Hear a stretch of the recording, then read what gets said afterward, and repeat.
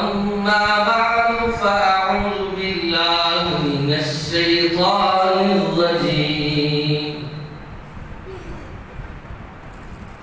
بسم الله الرحمن الرحيم ولا تقولوا لمن يقتل في سبيل الله أموات بل أحياء ولكن لا تشعرون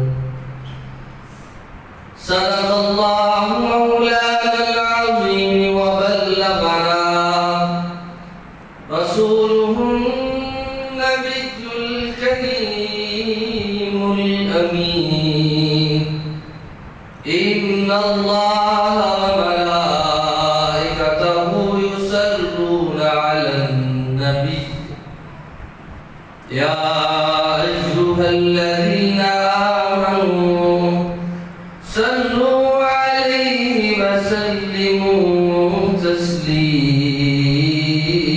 تسليما الصلاة والسلام عليك يا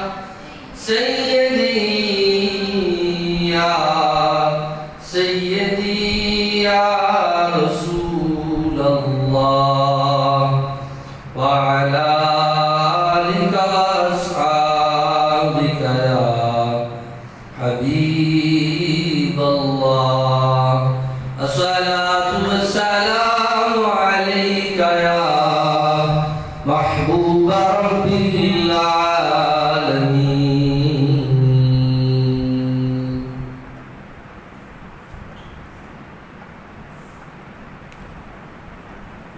مولاي صل وسلم دائما أبدا على حبيبك خير الخلق كلهم مولاي صل وسلم دائما أبدا على حبيبك خير الخلق كلهم محمد سيد الكونين والثقلين محمد سيد الكونين والثقلين والفريقين من عرب ومن عجم مولاي صل وسلم دائما أبدا على حبيبك خير الخلق كلهم يا رب بالمصطفى بلغ مقاصدنا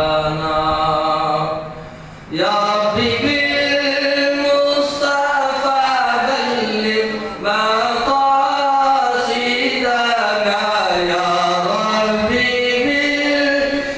بالمصطفى بلغ مقاصدنا واغفر لنا ما مضى يا واسع الكرم مولاي صل وسلم دائما أبدا على حبيبك خير الخلق كلهم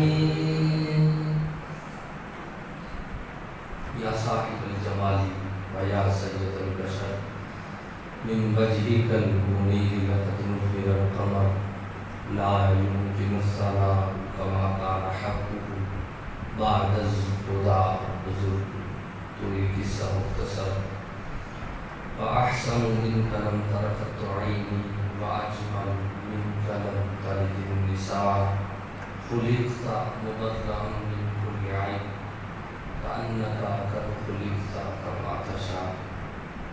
اللہ تعالیٰ کی حمد و ثنا کے بعد حضور نبی اکرم شفیع معظم نور مجسم جان کائنات منبع کائنات روح کائنات تخلیق وجہ کائنات احمد مصطفیٰ جناب حضرت محمد مصطفیٰ صلی اللہ علیہ وآلہ وصحبہ وبارک وسلم کی بارگاہ کسبنا میں ہدیہ درود و سلام کے بعد آج ماہ شوال کے جمعہ کی مبارکی سعادت مند گھڑیوں کے اندر ان بابرکت لمحات میں گرمکشائی کے لیے جس موضوع کو چنا ہے وہ ہے رتبہ شہادت اور غزوہ احد۔ اسی ماہ مقدس کے اندر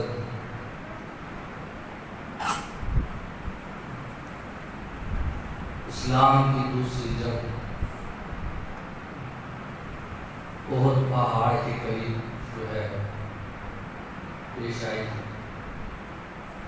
میں نے قرآن مجید فرقان حمید کی آیا مبارکہ سے آغاز کیا، ارشاد ربانی ہے وَلَا تَقُولُوا لِمَن يُقْتَلُ فِي سَبِيلِ اللَّهِ أَمْوَاتٌ، فرمایا کہ نہیں کہنا وہ لوگ جو قتل کر دیے جاتے ہیں، وَلَا تَقُولُوا لِمَن يُقْتَلُ فِي سَبِيلِ اللَّهِ، اللہ کی راہ، بل احیاء، وہ زندہ ہے، وَلَٰكِن لَا تَشْعُرُونَ، مگر تم شعور نہیں رکھتے۔ دوسرے مقام پر فرمایا وَلَا تَحْسَبَنَّ الَّذِينَ قُتِلُوا فِي سَبِيلِ اللَّهِ أَمْوَاتًا بَلْ أَحْيَاءٌ عِندَ رَبِّهِمْ يُرْزَقُونَ، فرمایا کہ وہ جو اللہ کی راہ میں قتل کر دیے جاتے ہیں، فِي سَبِيلِ اللَّهِ أَمْوَاتًا بَلْ أَحْيَاءٌ عِندَ رَبِّهِمْ يُرْزَقُونَ، فرمایا وہ تو زندہ ہے اور اللہ تعالیٰ کے ہاں انہیں رزق دیا جاتا ہے۔ یعنی شہید وہ ہے کہ جو زندہ ہے، اللہ تعالیٰ فرماتا ہے تم شعور نہیں رکھتے، وَلَٰكِن لَا تَشْعُرُونَ، اور دوسرے مقام پر فرمایا وہ زندہ بھی ہے اور اللہ تعالیٰ انہیں رزق بھی عطا فرماتا ہے۔ اب دیکھیے گا، ظاہر سی بات ہے جسم دو چیزوں کا منبع ہے، ایک جسم ہے اور ایک اس کے اندر روح ہے۔ روح اور جسم، ان دونوں کی تربیت سے انسان کامل انسان بنتا ہے۔ اگر رزق نہ ہو تو جسم بیکار، روح کسی کام کی نہیں۔ اگر جسم اور روح ملے رہیں گے تو ملنے کے لیے ضروری ہے کہ اس جسم کو غذا دی جائے۔ اللہ تعالیٰ نے فرمایا بل احیاء عند ربهم یرزقون، گویا اعلان کیا ہو رہا ہے، اے دنیا والوں، شہید وہ ہوتا ہے جس کی روح بھی زندہ رہتی ہے، جس کا جسم بھی سلامت رہتا ہے۔ بل احیاء عند ربهم یرزقون، رزق کہتے ہیں، ہم کھاتے ہیں، یہ رزق ہے، تو یہ کس کے لیے؟ جسم کے لیے، یہ جسمانی غذا ہے۔ ہم قرآن پڑھتے ہیں، یہ روحانی غذا ہے۔ ہم مصطفیٰ کی سیرت پر عمل کرتے ہیں، یہ روح کی غذا ہے۔ ہم کلمہ طیبہ کا ورد کرتے ہیں، ہم اپنے رب کو یاد کرتے ہیں، یہ روح کی غذا ہے۔ اور جو ہم کھاتے ہیں یہ جسم کی غذا ہے۔ تو گویا قرآن یہ نہیں کہہ رہا کہ ہم انہیں قرآن سکھاتے ہیں، ہم انہیں قرآن دیتے ہیں، یہ پڑھتے رہتے ہیں، بلکہ قرآن یہ اعلان کر رہا ہے بل احیاء عند ربهم یرزقون، ہم ان کو رزق دیتے ہیں، ان کے جسم بھی سلامت رہتے ہیں، ان کی روح بھی زندہ رہتی ہے۔ تو اب یہ بات واضح ہو گئی، شہید ہوتا ہی وہ ہے کہ جس کے متعلق قرآن کہتا ہے خبردار اگر تم نے ان کو مردہ کہا، خبردار اگر تم نے ان کو مردہ کہا، خبردار اگر تم نے ان کو مردہ کہا، یہ تمہارے دیکھنے میں یہ لگتا ہے کہ یہ مردہ ہے، بل احیاء ولکن لا تشعرون، مگر یاد رکھنا تمہیں اس چیز کا علم نہیں ہے، تم شعور نہیں رکھتے کہ شہید ہمیشہ زندہ ہوتا ہے۔ اور آئیے اسی طرح قرآن مجید کے اندر ہم درجہ دیکھتے ہیں، شہادت کس درجے پر ہے۔ رسالت ربانی ہے فَأُولَٰئِكَ مَعَ الَّذِينَ أَنْعَمَ اللَّهُ عَلَيْهِم مِّنَ النَّبِيِّينَ وَالصِّدِّيقِينَ وَالشُّهَدَاءِ وَالصَّالِحِينَ۔ اللہ تعالیٰ نے ارشاد فرمایا کہ وہ جن پر اللہ نے انعام فرمایا، فَأُولَٰئِكَ مَعَ الَّذِينَ، کہ جن پر اللہ کا انعام ہوا، وہ جو انعام یافتہ لوگ ہیں وہ کون ہے؟ فرمایا سب سے بڑے مرتبے میں اللہ تعالیٰ کے نبی ہیں، انبیاء ہیں، کہ جن کا رتبہ، جن کا مقام سب سے بلند ہے۔ اور پھر نبیوں کی بات ہو تو پھر ان میں سب سے افضل امام الانبیاء ہے، میرے اور آپ کے آقا مولا صلی اللہ علیہ وسلم، کہ جن کو اللہ تعالیٰ نے نبیوں میں سب سے بلند رتبہ عطا فرمایا ہے، سید الانبیاء، امام الانبیاء۔ پھر فرمایا من النبیین والصدیقین، فرمایا دوسرے نمبر پر صدیقین ہیں، سچے لوگ ہیں جو ہمیشہ صدق سے اپنی زندگی کو گزارتے ہیں، مگر ان میں بھی اللہ تعالیٰ نے ایک ہستی کو چنا جسے صدیق اکبر کہتے ہیں، جو صدق و صفا کے پیکر اور ایمان الصادق حضرت ابوبکر صدیق ہیں، کہ جنہیں اللہ تعالیٰ نے صدیقین کے صف کے اندر امام بنایا ہے۔ اور پھر فرمایا الشہداء، فرمایا تیسرے لوگ شہید ہیں، فَأُولَٰئِكَ مَعَ الَّذِينَ أَنْعَمَ اللَّهُ عَلَيْهِم مِّنَ النَّبِيِّينَ وَالصِّدِّيقِينَ وَالشُّهَدَاءِ، فرمایا تیسرے وہ لوگ ہیں جو شہادت کا رتبہ حاصل کرتے ہیں، نبیوں کے بعد، صدیقوں کے بعد اللہ تعالیٰ نے جس کو مرتبہ عطا فرمایا ہے وہ اللہ تعالیٰ کی راہ میں شہید ہونے والے کو عطا کیا گیا ہے۔ اور پھر فرمایا والصالحین، فرمایا شہیدوں کے بعد صالحین ہے، نیک لوگ ہیں، اللہ کے ولی ہیں، کہ جنہیں اللہ تعالیٰ نے اپنے انعام سے نوازا ہے۔ قرآن مجید کس قدر رہنمائی کرتا نظر آتا ہے، دیکھیے گا اللہ تعالیٰ نے فرمایا کہ انعام یافتہ لوگ ہیں، ایک نبی ہے، دوسرے صدیق ہیں، تیسرے شہید ہیں، چوتھے صالحین ہیں۔ صالحین اللہ کے نیک بندے، فرمایا یہ چار لوگ ہیں، وَحَسُنَ أُولَٰئِكَ رَفِیقًا، اگر تم چاہتے ہو کہ تمہارا بہترین دوست بنے، اگر تم دنیا میں کسی کا قرب چاہتے ہو، اگر تم دنیا میں کسی کی صحبت چاہتے ہو کہ جس صحبت کو بہترین صحبت قرار دیا جائے، وَحَسُنَ أُولَٰئِكَ رَفِیقًا، اگر زندگی میں کسی کو رفیق بنانا چاہتے ہو تو پھر رب تعالیٰ کے انعام یافتہ بندوں کے ساتھ جڑ جاؤ، یہ تمہارے بہترین رفیق بھی ہیں، تمہارے دوست بھی ہیں، یہ دنیا میں بھی کام آئیں گے، قیامت کے دن بھی تمہارے کام آنے والے ہیں۔ تو اللہ تعالیٰ نے کہا، ساتھ یہ بھی فرما دیا وَحَسُنَ أُولَٰئِكَ رَفِیقًا، فرمایا یہ بہترین لوگ ہیں، ان کی رفاقت بہترین رفاقت ہے، ان کا قرب بہترین قرب ہے، ان کی صحبت بہترین صحبت ہے، اگر تم ان کی صحبت کو اختیار کر لو گے تو پھر تم بھی ان کے اندر شامل کر دیے جاؤ گے۔ اب دیکھیے گا قرآن مجید نے شہادت کے رتبے کو بیان فرمایا، فرمایا ایک تو انہیں مردہ نہیں کہنا، دوسرا انہیں رزق بھی دیا جاتا ہے، اور تیسرا اللہ تعالیٰ کے انعام یافتہ لوگوں میں سے ہے، اللہ تعالیٰ کے انعام یافتہ لوگوں میں سے ہے۔ موت تو ہر کسی کو آنی، اس دنیا سے تو سب نے جانا ہے، مگر موت کی کچھ اقسام ہیں۔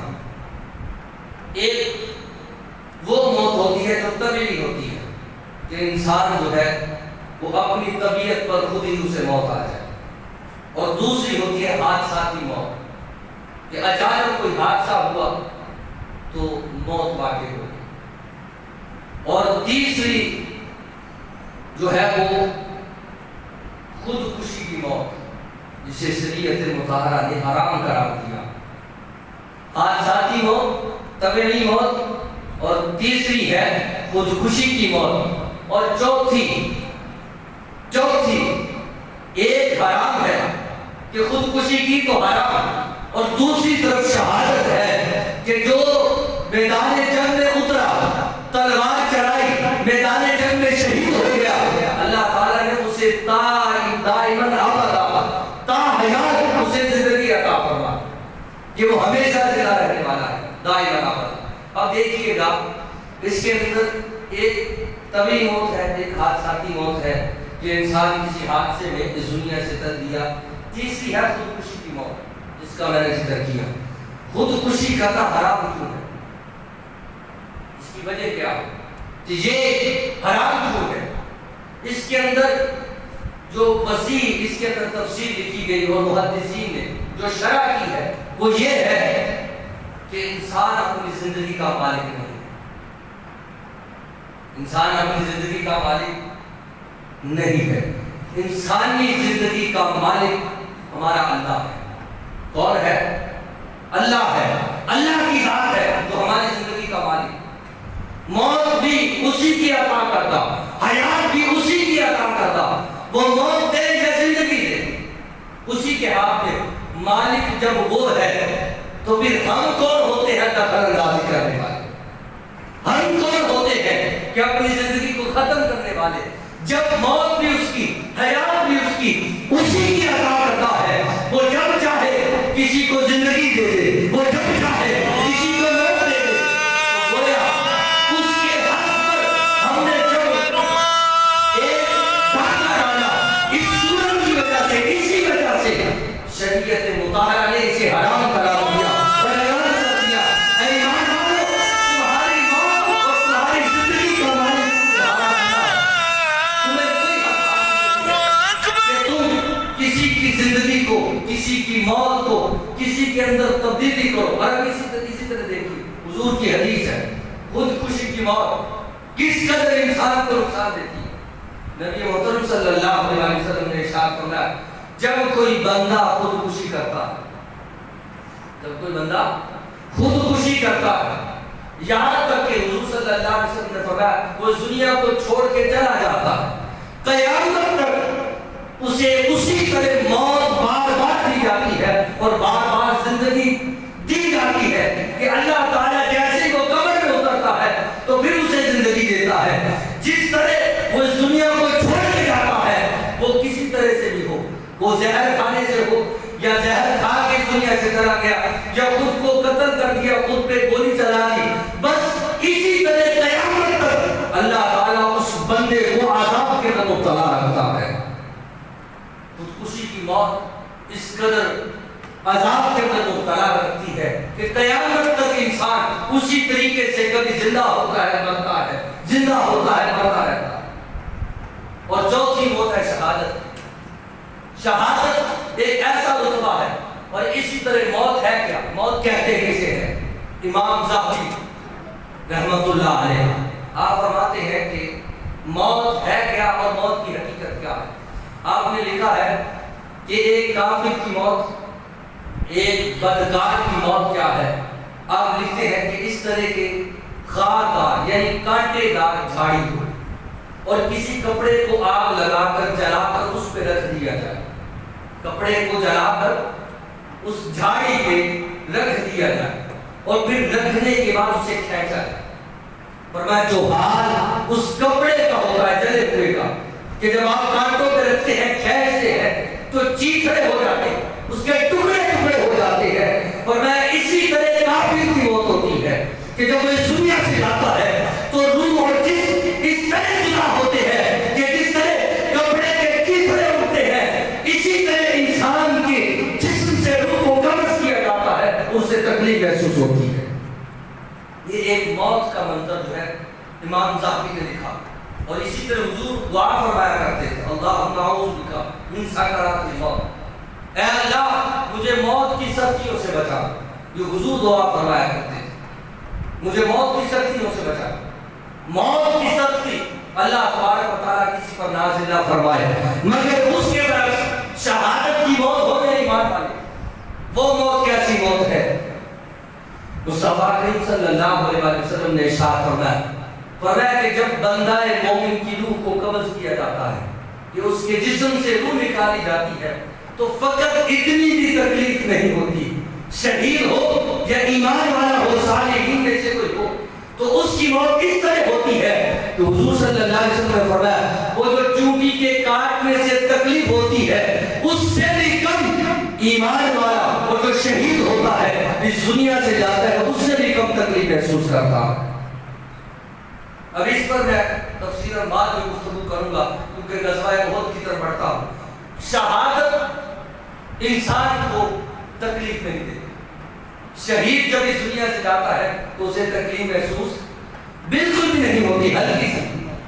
غزوہ احد ایک اسلام کا معرکہ جو شوال کے اندر ماہ شوال کے اندر پیش آیا، احد کے مقام پر، جس میں نبی محترم صلی اللہ علیہ وسلم کے 70 یا 72 کا ذکر بھی ملتا ہے کہ اصحاب رسول صلی اللہ علیہ وسلم شہید کر دیے، جن میں حضور صلی اللہ علیہ وسلم کے پیارے چچا حضرت امیر حمزہ رضی اللہ تعالیٰ کو بھی شہید کیا گیا، اور نبی محترم صلی اللہ علیہ وسلم کہ چچا کی جب شہادت ہوئی تو حضور صلی اللہ علیہ وسلم بے حال تھے اور رو رہے تھے، اور اصحاب رسول صلی اللہ علیہ وسلم سے یہ کہتے نظر آ رہے تھے، اے میرے صحابہ میرے ساتھ میرے چچا کی باتیں کرو، میرے ساتھ میرے چچا کا ذکر کرو۔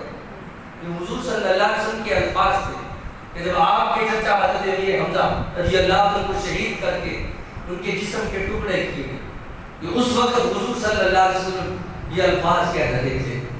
میدان احد میں مسلمانوں نے جس قدر بہادری اور شجاعت سے کام کیا، اور پھر یہ اس کے اندر شہادتیں ہوئی تھیں، اس کی وجہ کچھ یوں تھی کہ حضور صلی اللہ علیہ وسلم نے ایک مقام پر ایک دستے کو مقرر فرمایا تھا اصحاب رسول صلی اللہ علیہ وسلم کہ اے میرے پیارے صحابہ تم نے اس جگہ پر ٹھہرے رہنا ہے۔ جنگ ہوئی، کفار بھاگ نکلے، مسلمانوں نے سمجھا کہ فتح مل چکی ہے، اور وہ جو دستہ اس جگہ پر مقرر کیا گیا تھا وہ اپنی جگہ سے ہٹا اور خوشی منانے لگا، خوشی میں شامل ہوا۔ جس طرح کہ آپ کو کوئی خبر ملتی ہے کہ یہ دیکھو یہ خوشی کا مرحلہ ہے، تو دوسرا دوست بھاگ کر آتا ہے اور گلے مل کر مبارک دیتا ہے، مگر کفار مکہ جو بھاگ نکلے تھے، شکست ان کو مل چکی تھی، انہوں نے اسی جگہ سے جس جگہ پر حضور صلی اللہ علیہ وسلم نے دستہ مقرر فرمایا تھا کہ ہو سکتا ہے اس جگہ سے کفار مکہ حملہ کرے تو تم اس جگہ پر کھڑے رہنا، مگر اصحاب رسول صلی اللہ علیہ وسلم کو خوشی اس قدر ہوئی یا کسی بھی وجہ سے وہ نیچے اتر آئے کہ ہم بھائیوں سے ملتے ہیں۔ اب جب وہ ملے، جب وہ ابھی مل ہی رہے تھے، کفار مکہ نے اسی جگہ سے مسلمانوں پر حملہ کر دیا۔ مسلمانوں کا لشکر اصحاب رسول صلی اللہ علیہ وسلم تھوڑے سے ڈر بھگائے۔ مطلب کہنے کا یہ کہ اچانک سے حملہ کیا جائے، تیاری نہ ہو تو انسان جو ہے وہ تھوڑا سا نازک مرحلے کے اندر داخل ہو جاتا ہے۔ اصحاب رسول صلی اللہ علیہ وسلم کی بھی یہی حالت ہوتی کہ ایک نازک مرحلہ، انہوں نے حضور صلی اللہ علیہ وسلم تک پہنچنا چاہا، معاذ اللہ وہ حضور صلی اللہ علیہ وسلم کو شہید کرنے کے در پہ تھے، مگر اصحاب رسول صلی اللہ علیہ وسلم اگرچہ جتنے بھی نازک مرحلے میں تھے، مگر مصطفیٰ کریم صلی اللہ علیہ وسلم کو اصحاب رسول صلی اللہ علیہ وسلم نے اپنے گھیرے میں لے لیا، جن میں ایک حضور کے صحابی حضرت سعد بن ابی وقاص رضی اللہ عنہ کا ذکر بہت ہی ملتا ہے۔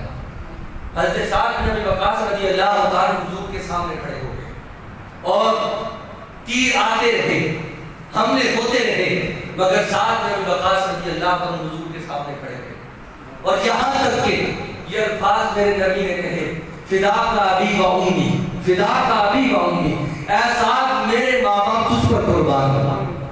یہ کتنی خوش قسمتی کی بات ہے کہ ہر امتی یہ کہتا نظر آتا ہے کہ میرے ماں باپ حضور آپ کے قدموں پر قربان، اور اس دن حضور صلی اللہ علیہ وسلم حضرت سعد بن ابی وقاص سے فرما رہے تھے، اے سعد میرے ماں باپ تجھ پر قربان ہو، اور یہاں تک کہ حضور صلی اللہ علیہ وسلم ایک ایک تیر حضرت سعد بن ابی وقاص رضی اللہ عنہ کو ہاتھوں میں تھما رہے تھے اور آپ تیزی سے چلاتے جا رہے تھے، یہاں تک کہ اہل سیر نے لکھا ہے کہ حضرت سعد بن ابی وقاص نے اس دن 1000 تیر اپنے ہاتھوں سے چلائے تھے، 1000 تیر۔ حضور صلی اللہ علیہ وسلم جس کے پیچھے کھڑے ہوں اور جن کو تسلی دینے کے لیے میرے نبی ہو تو ان کی کفر کا عالم کیا ہوگا۔ حضرت سعد بن ابی وقاص رضی اللہ عنہ لڑتے رہے اور تیر چلاتے رہے. اور پھر اسی طرح حضرت سعد بن ربی، یہ بھی حضور کے صحابی ہیں، احد کے مقام پر اور غزوہ احد کے اندر ان کی بھی شہادت ہوئی. جب مسلمانوں نے دوبارہ حملہ کیا اور حضور صلی اللہ علیہ وسلم جب مسلمانوں کو ابھارتے رہے اور ان کے اندر جذبہ شہادت کو ابھارا، تو اصحاب رسول صلی اللہ علیہ وسلم پھر آگے بڑھے اور پھر کفار مکہ وہاں سے نکل گئے. یہاں تک کہ کتنی دور تک جو مسلمان اصحاب رسول صلی اللہ علیہ وسلم ان کے پیچھے لگے تھے، پھر ان کو بھگا کے واپس پلٹے. تو حضور صلی اللہ علیہ وسلم کے جو صحابہ جو زخمی ہو چکے تھے، ان میں ایک صحابی حضرت سعد بن ربی تھے. حضور صلی اللہ علیہ وسلم ایک ایک صحابی کا پوچھتے، میرا فلاں صحابی کہاں ہے، میرا فلاں صحابی کہاں ہے، میرا فلاں صحابی کہاں ہے. ایک ایک صحابی کا بتایا جاتا. ان میں ایک نام حضرت مصعب بن عمیر کا بھی ہے، حضرت سعد بن ابی وقاص کا بھی ہے، سعد بن ربی رضی اللہ تعالیٰ کا بھی ہے کہ ان کو شہید کیا گیا. حضور صلی اللہ علیہ وسلم نے جب پوچھا کہ سعد بن ربی کہاں ہے، تو صحابہ آگے بڑھے اور سعد بن ربی رضی اللہ تعالیٰ کو تلاش کرنے لگے. تو پھر تلاش کیا تو حضرت سعد بن ربی رضی اللہ تعالیٰ زخموں کے اندر لیٹے ہوئے تھے اور زخموں سے دور تھے. حضور نے یہ فرمایا تھا، سعد بن ربی جہاں بھی ملے اسے میرا سلام کہنا، اسے میرا سلام کہنا. زخموں سے دور تھے کہ سعد بن ربی رضی اللہ تعالیٰ نے یہ عرض کی، اے میرے صحابہ مصطفیٰ کریم صلی اللہ علیہ وسلم کو میرا سلام کہنا. اصحاب رسول نے سلام دیا. سعد بن ربی کہنے لگے، اب میرا وقت اخیر ہے اور میں جا رہا ہوں، میرے نبی کو میرا پیغام دینا. اور اصحاب رسول سے فرمایا، اے صحابہ مسلمانوں کو بھی میرا پیغام دینا، میں تو اس دنیا سے جا رہا ہوں، میری یہ خبر سارے صحابہ تک پہنچا دینا کہ جو مرضی ہو جائے میرے نبی تک کوئی کافر نہ پہنچے، کہ میرے نبی صلی اللہ علیہ وسلم کو نقصان نہ ہو. اور یہ جاتے ہوئے الفاظ کہے، اے میرے صحابی، اے آنے والے میرے پاس میرا پیغام لے جا، اے میرے ساتھی پیغام لے جا.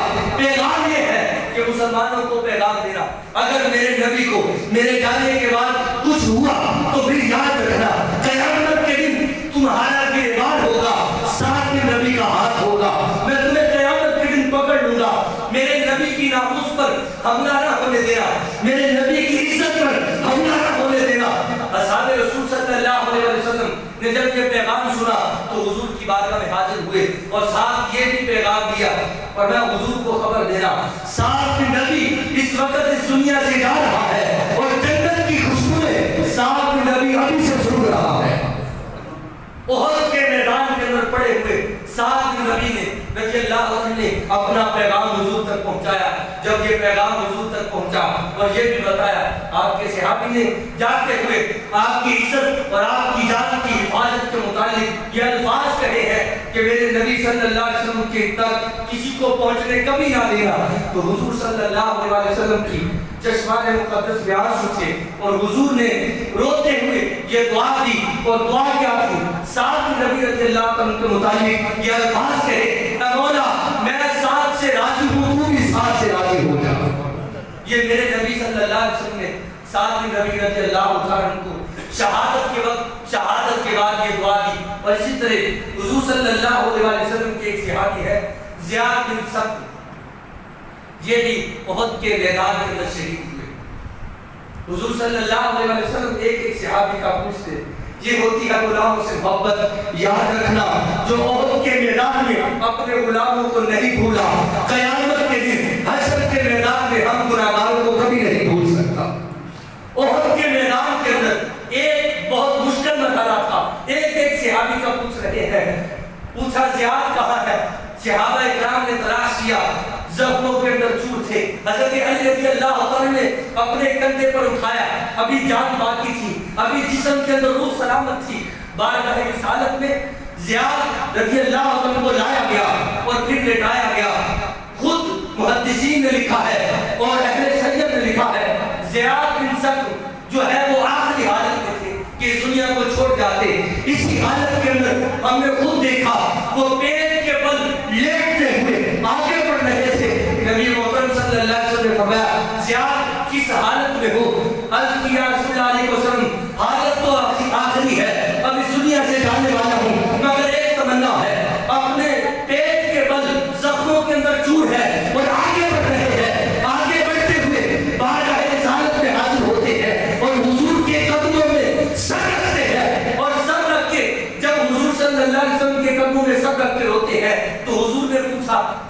تمنا کیا ہے، تیری آرزو کیا ہے؟ تو پھر صحابی نے جو آرزو بیان کی، یا رسول اللہ علیہ وسلم ایک ہی تمنا ہے، آپ کے قدموں میں سر ہو اور زیاد کی روح جو ہے اس دنیا سے روح پرواز کر جائے، بس یہی میری تمنا ہے۔ اور اسی حالت کے اندر حضور صلی اللہ علیہ وسلم کے قدموں پہ زیاد بن سکن نے اپنا سر رکھا اور اس دنیا کو چھوڑ دیا۔ یہ کیسی موتیں تھی، یہ کیسی شہادتیں تھی کہ جو حضور صلی اللہ علیہ وسلم کے قدموں میں آتے ہیں۔ اور اسی طرح حضرت جابر بن عبداللہ، یہ حضور کے صحابی ہیں، ان کے والد عبداللہ وہ بھی میدان احد میں شہید ہوئے غزوہ احد کے موقع پر۔ جابر رضی اللہ عنہ ابھی ایمان لائے تھے، عمر میں بھی چھوٹے تھے، تو ایمان ابھی تھوڑا سا کمزور تھا، کم نہ تھا، بلکہ ایمان، ان کے ایمان کا اندازہ ہم نہیں لگا سکتے، مگر دل ہی دل میں پریشان تھے۔ حضور صلی اللہ علیہ وسلم نے حضرت جابر رضی اللہ عنہ کو پریشان دیکھا، جب پریشانی کے عالم میں دیکھا تو پوچھا، اے جابر کیا ہوا، پریشان کیوں ہو؟ عرض کرنے لگے، یا رسول اللہ علیہ وسلم پریشان اس لیے ہوں کہ میرے والد گرامی جو ہے وہ میدان احد میں شہید ہو چکے ہیں۔ حضور صلی اللہ علیہ وسلم نے فرمایا، میں تجھے خبر نہ دوں تمہارے والد کس حال میں ہے، تمہارے والد کس حال میں ہے، رہتے زمین پہ ہے، خبریں آسمانوں کی دے رہے ہیں، خبریں آسمانوں کی دے رہے ہیں۔ حضرت جابر رضی اللہ عنہ نے عرض کیا، رسول اللہ علیہ وسلم آپ بتائیے میرے والد عبداللہ کس حال میں ہے؟ تو حضور صلی اللہ علیہ وسلم نے فرمایا، میں نے تیری پریشانی کو دیکھا ہے، تو اس لیے میں تیرے ساتھ ذکر کر دیتا ہوں کہ تیرے باپ کا حال کیا ہے۔ تیرے باپ کا حال یہ ہے کہ تیرے والد کو اللہ تعالیٰ نے یہ رتبہ عطا فرمایا ہے کہ اللہ تعالیٰ نے تیرے والد کے ساتھ ڈائریکٹ کلام کیا ہے، اور اللہ تعالیٰ نے کلام یہ کیا ہے، اے عبداللہ بتا جو مقام و مرتبہ ہم نے تجھے عطا کیا ہے، کیا تو اس سے راضی ہوا ہے یا نہیں ہوا؟ یہ کلام کیا ہے۔ یہ بھی بتا رہے ہیں کہ کلام رب تعالیٰ حضرت عبداللہ سے کر رہا ہے، اور اس کے ساتھ یہ بھی بتایا کلام کیا تھا۔ تو پھر ساتھ ہی فرمایا اے جابر بتاؤ عبداللہ نے کیا کہا؟ عبداللہ نے کہا، ہاں مولا میں تجھ سے راضی ہوں، جو مقام و مرتبہ، جو عزت شہادت کے بدلے تم نے مجھے عطا کی ہے، وہ اس سے راضی ہوں۔ اور پھر ساتھ ہی پوچھا، اے جابر بتا، جابر سے کہا، اے جابر بتا کیا تو راضی ہوا؟ عرض کیا، رسول اللہ علیہ وسلم میں راضی ہوں۔ تو پھر فرمایا، پھر اللہ تعالیٰ نے تیرے والد سے کلام کیا، پوچھا، اے عبداللہ تجھے کچھ اور بھی چاہیے، تجھے کچھ اور بھی چاہیے کہ تجھے عطا کیا جائے؟ تو فرمایا رسول اللہ صلی اللہ علیہ وسلم نے، جابر تیرے والد نے عبداللہ نے کہا کہ ہاں مولا مجھے ایک چیز چاہیے، وہ چیز یہ ہے کہ تو پھر مجھے زندگی دے، تو پھر مجھے زندگی دے، پھر میں تیرے نام پہ قتل کیا جاؤں، مجھے شہید کیا جائے، پھر تو مجھے زندگی دے، پھر شہید کیا جاؤں۔ اے مولا میری ایک ہی تمنا ہے، اے اللہ ایک ہی تمنا ہے، خدا کی عزت کی قسم حضور فرماتے ہیں، عبداللہ نے کہا مولا اتنا مزہ تیری جنت میں بھی نہیں ہے اتنا مزہ تیرے نام پہ سر کٹا رہے ہیں، تیرے نام پہ سر کٹا رہے ہیں۔ اے مولا میں تیری بارگاہ میں یہی تمنا کرتا ہوں، تو مجھے پھر زندگی دے، پھر موت دے، پھر زندگی دے، پھر موت دے، جتنی بار تو زندگی دیتا رہے گا ہر بار تیرے نام پہ میں سر کٹاتا رہوں گا، تیرے نام پہ سر کٹاتا رہوں گا۔ اور حضرت جابر بن عبداللہ نے جب یہ بات سنی تو عشق ہوئی، خوش ہوئے اور خوشی کا اظہار کیا، یا رسول اللہ علیہ وسلم آپ نے تو بہت بڑی خبر دے دی ہے مجھے کہ میرے والد کو اللہ تعالیٰ نے جنت کے اندر اعلیٰ درجہ بھی عطا فرمایا ہے، کلام بھی کیا ہے اور تمنا بھی طلب کی ہے۔ اور حضور صلی اللہ علیہ وسلم میں نے بیان کیا کہ سب سے اونچا درجہ جو ہے جو قرآن نے بیان کیا، من النبیین والصدیقین والشہداء، تیسرا درجہ شہادت کا ہے، مگر یہ کیسا درجہ ہے، کس قدر بلند اور بالا درجہ ہے کہ پہلے درجے میں رہنے والے مصطفیٰ کریم صلی اللہ علیہ وسلم جو فقط اس درجے میں داخل نہیں بلکہ سید الانبیاء بھی ہے، سید الانبیاء بھی ہے، سید الانبیاء ہو کر بھی مصطفیٰ کریم صلی اللہ علیہ وسلم اپنی زندگی کے اندر شہادت کی موت کی دعا کیا کرتے تھے۔ یہ کس قدر شہادت کا رتبہ ہے، میں یوں کہوں گا حضور صلی اللہ علیہ وسلم اس لیے دعا کرتے تھے تاکہ جو تیسرے نمبر پہ درجہ ہے میری امت کو خبر ہو کہ اس درجے کی رب تعالیٰ میں کتنی، رب تعالیٰ کی بارگاہ میں کتنی اہمیت ہے۔ اور حضرت عمر فاروق رضی اللہ عنہ یہ دعا فرمایا کرتے ہیں اللہم ارزقنی شہادتاً فی سبیلک و موتاً فی بالغ حبیبک صلی اللہ علیہ وسلم۔ اے مولا میں تیری بارگاہ سے شہادت طلب کرتا ہوں، اور دوسری تمنا یہ ہے کہ مجھے شہر رسول میں موت عطا فرما۔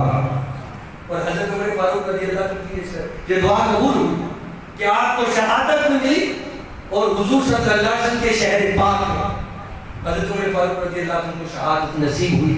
تو گویا یہ شہادت ہے کیا؟ میں اس کے اوپر دو تین باتیں آپ کے سامنے رکھوں گا۔ میں نے کہا کہ حضور صلی اللہ علیہ وسلم نے بیان کیا کہ شہید جب اس دنیا سے جاتا ہے تو چونٹی جب کسی کے بدن پہ کاٹتی ہے اس سے بھی زیادہ نہیں بلکہ اس سے کم تکلیف جو ہے وہ شہید کو محسوس ہوتی ہے۔ آئیے قرآن پڑھتے ہیں۔ اللہ تعالیٰ نے قرآن مجید کے اندر ایک واقعہ کو بیان فرمایا کہ اللہ تعالیٰ نے ارشاد فرمایا کہ جب حسن یوسف ظاہر ہوا تو پھر عورتوں نے کیا کیا؟ چھریاں چلائی، انگلیاں کٹ گئی، پھل کاٹ رہی تھی، انگلیاں کاٹ دی، مگر خبر نہ ہوئی، خبر نہ ہوئی، انگلیاں کٹ گئی۔ فَقَطَّعْنَا أَيْدِيَهُمْ وَقُلْنَا حَاشَ لِلَّهِ مَا هَٰذَا بَشَرًا، یہ تو کوئی بشر ہی نہیں، إِنْ هَٰذَا إِلَّا مَلَكٌ كَرِيمٌ، یہ تو کوئی رب کا کریم فرشتہ لگتا ہے۔ یہ حسن یوسف ہے کہ جب بے نقاب ہوا تو انگلیاں کٹ گئی، تکلیف نہ ہوئی۔ یہ قرآن کہہ رہا ہے وہ حسن یوسف تھا، اور جس مصطفیٰ کی خیرات سے حسن یوسف چمکا، جس مصطفیٰ کی خیرات سے حسن یوسف روشن ہوا، یہ اس حسن کا عالم ہے کہ حسن یوسف کے جلووں سے انگلیاں کٹ گئی مگر خبر نہ ہوئی، مگر شہید وہ ہوتا ہے جب اس دنیا سے جاتا ہے تو مصطفیٰ کا اس پر آگے آگے کیا جاتا ہے۔ تو حسن یوسف وہ ہے جو انگلیاں کٹ جائے تو کوئی تکلیف نہیں ہونے دیتا۔ تو پھر اندازہ لگاؤ حسن مصطفیٰ کا عالم کیا ہوگا، حسن مصطفیٰ کا عالم کیا ہوگا کہ ادھر سے شہید جب اس کی گردن پہ تلوار چلتی ہے، اب ادھر سے تلوار چلتی ہے، گردن کٹ جاتی ہے، تو پھر ماننا پڑے گا کہ ایک چوٹی کے کاٹنے سے جو تکلیف ہوتی ہے اس سے بھی کم شہید کو تکلیف محسوس ہوتی ہے۔ اب اسی طرح دیکھیے گا آج جو ہے جدید دور ہے کہ آپریشن کیا جاتا ہے تو اسے نشہ دیا جاتا ہے،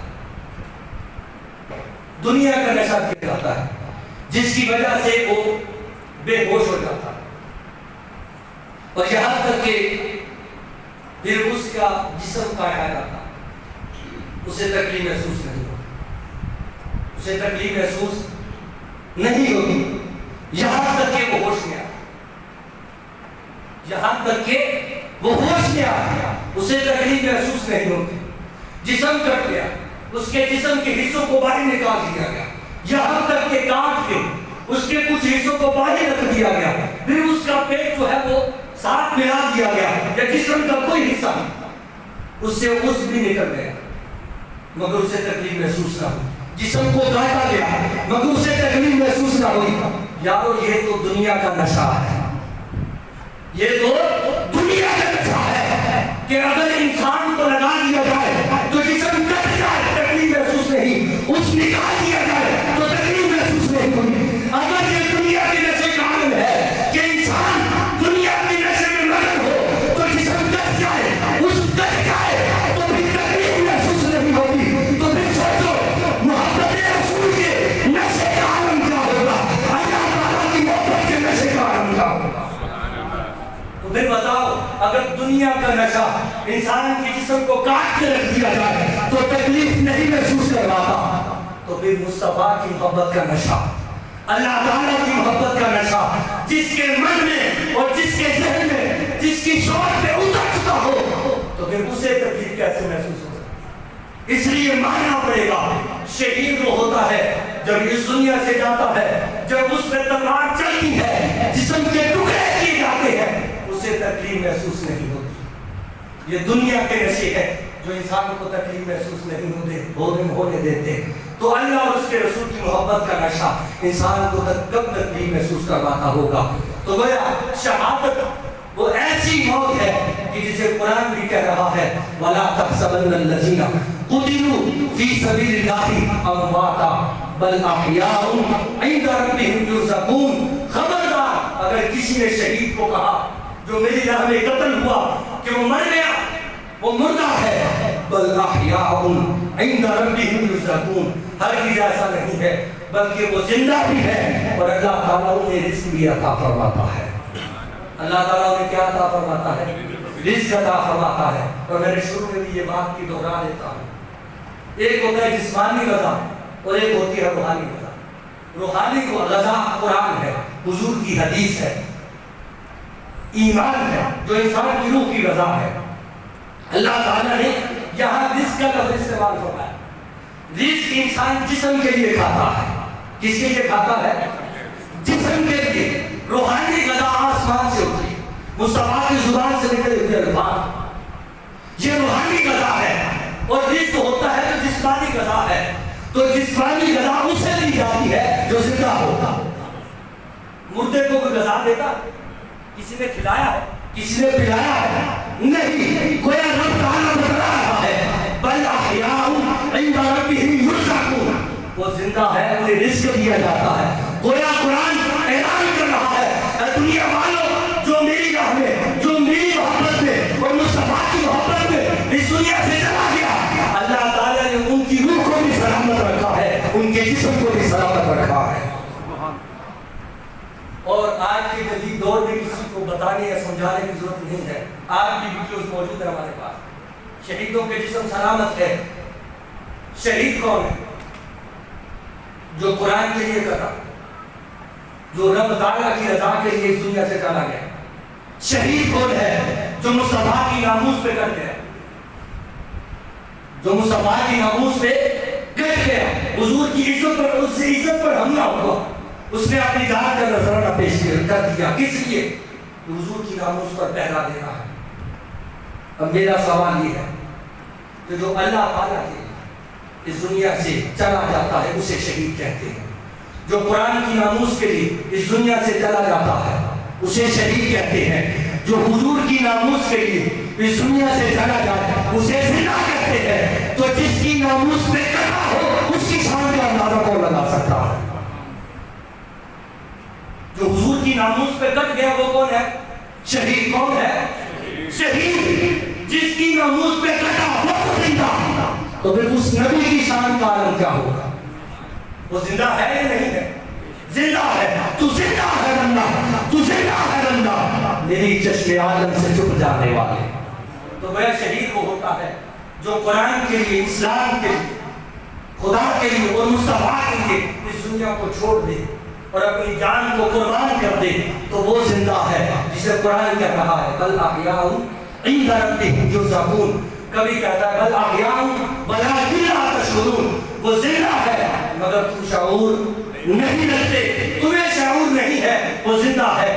تو جس نبی کی ناموس پہ جان قربان کرنے والا زندہ ہے تو پھر ماننا پڑے گا میرا نبی اس طرح زندہ ہے کہ آج بھی گنبد خضرا میں بیٹھ کر جہاں بھی امتی ان کو پکارتا ہے وہ ان کی پکار کو سنتے بھی ہے اور ان کے سلام کا جواب بھی عطا فرماتے ہیں.